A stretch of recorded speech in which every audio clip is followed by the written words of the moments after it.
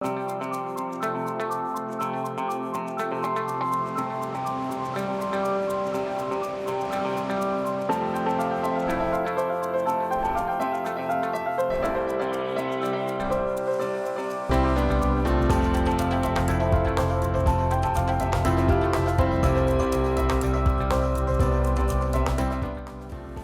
afternoon, everyone, and thank you for choosing Across the Fence. I'm Will Michael in this afternoon for Fran Stoddard. One of the things that many Vermonters have in common is an appreciation and a concern for our natural environment. As a state, we're on the forefront of environmental protection, and as individuals, we're interested in things we can do to make a difference. Well, there is something we can all do to help improve our lakes, rivers, and streams. Let's learn more in this video from the UVM Lake Champlain Sea Grant Institute.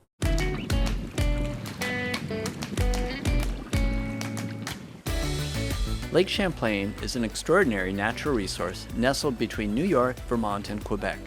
But the lake and its tributaries are being negatively affected by human activities on the land. Lake Champlain Sea Grant works to develop and share science-based information to improve the environment and economy of the Lake Champlain Basin.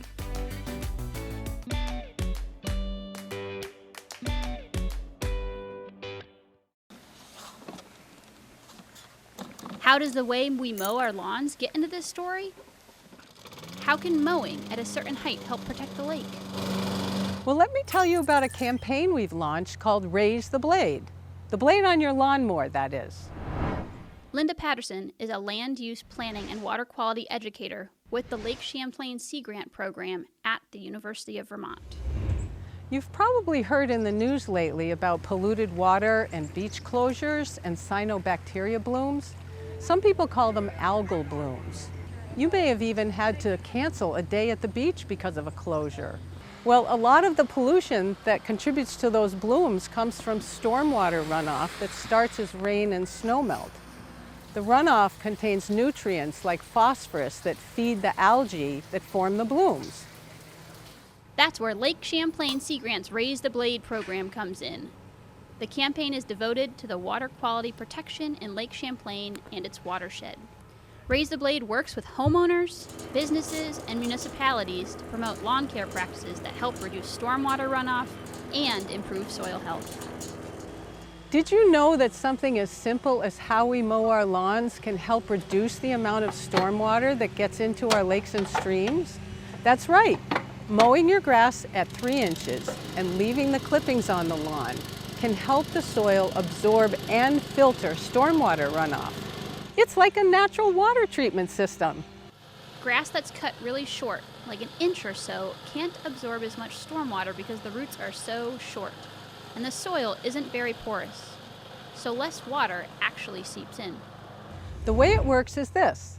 The taller the grass, the longer the roots. The longer the roots, the more air pockets in the soil to absorb stormwater. Also, longer roots reach deeper water in the soil, so the grass stays greener during drought. With so much area in the basin managed as lawn, local residents can make a big difference in reducing stormwater runoff, simply by allowing their lawns to grow to longer lengths and leaving the clippings. A 2016 survey of more than 1,000 homeowners from 56 towns in the Lake Champlain Basin revealed that 3 out of 4 homeowners cut their lawns shorter than 3 inches high. Lake Champlain Sea Grant also learned that almost 75% of homeowners allow clippings to decompose on their lawn, which helps promote development of soil organic matter. Cutting the grass at 3 inches and leaving the clippings is only natural. The clippings decay into organic matter that feeds the soil.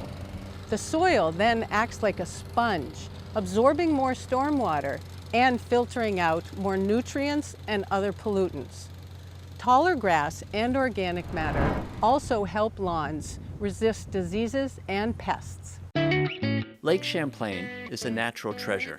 We all have a part to play in protecting it and the waters that drain to it, now and into the future. The next time you get ready to mow, consider raising the blade. This video was produced by Lake Champlain Sea Grant, a partnership among the University of Vermont, SUNY Plattsburgh, and the National Oceanic and Atmospheric Administration. To learn more about Lake Champlain Sea Grant and to see other videos in this series, please visit our website. For our next segment, we're going to reach into Vermont's history and focus on a Vermonter who came from humble beginnings but rose to the highest level of American politics. In doing so, Thaddeus Stevens was a leader in raising awareness of race relations in this country. Let's hear from historian Howard Coffin, who takes us through the early years of the life of Thaddeus Stevens. One of the things I like about American history is the variety of places where our famous people were born. It says a lot about the American dream.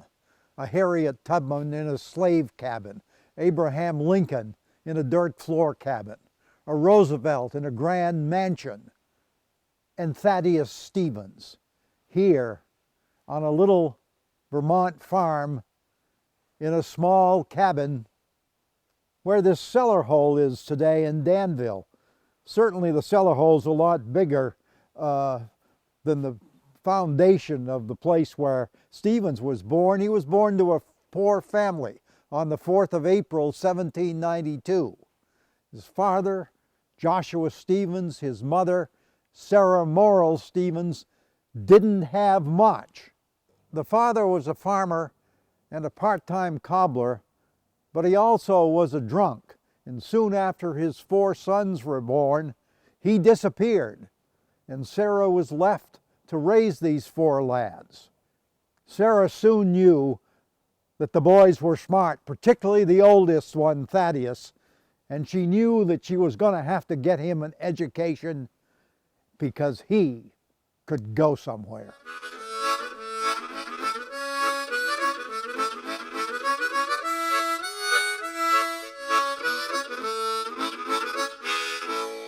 When Thaddeus was about 10 years old, his mother Sarah sold the farm in Danville and moved to Peacham so the son could get a fine education. This is the house she bought, a mile from the village, and they lived here for several years. Sarah Stevens was known in this area as something of a saint. She went out to make house calls, to help people who were sick and injured. She was something of a visiting nurse, and people loved her, and young Thaddeus often went on those calls with her.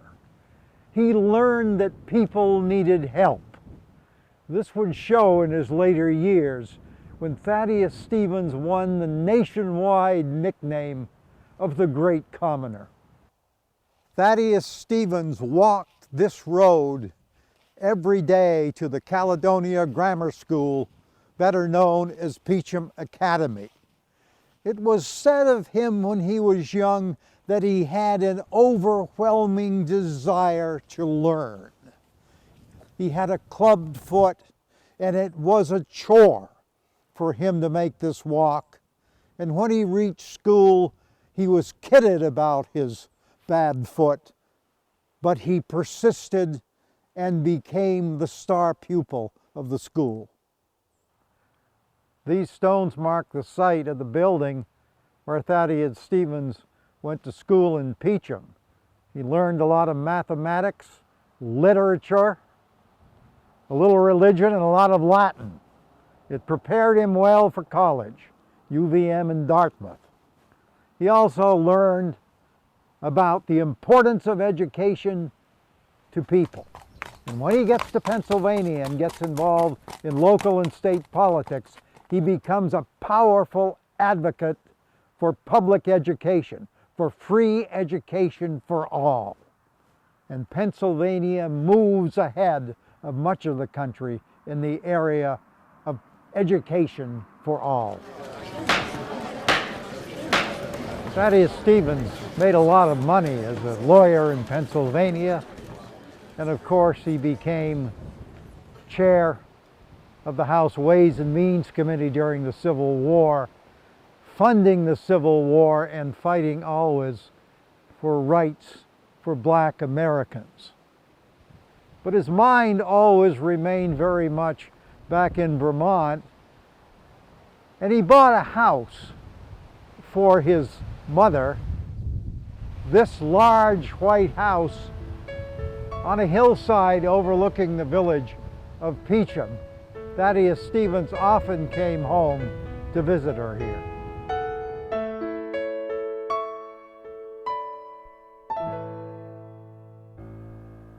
Sarah Stevens died in 1854 here in Peacham.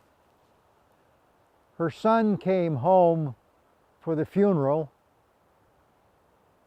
and stood by the grave as she was buried in this plot that he had bought for her.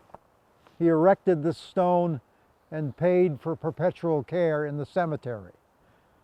Thaddeus Stevens lived another 13 years, and in those years he became a leader with Lincoln in the fight to abolish slavery.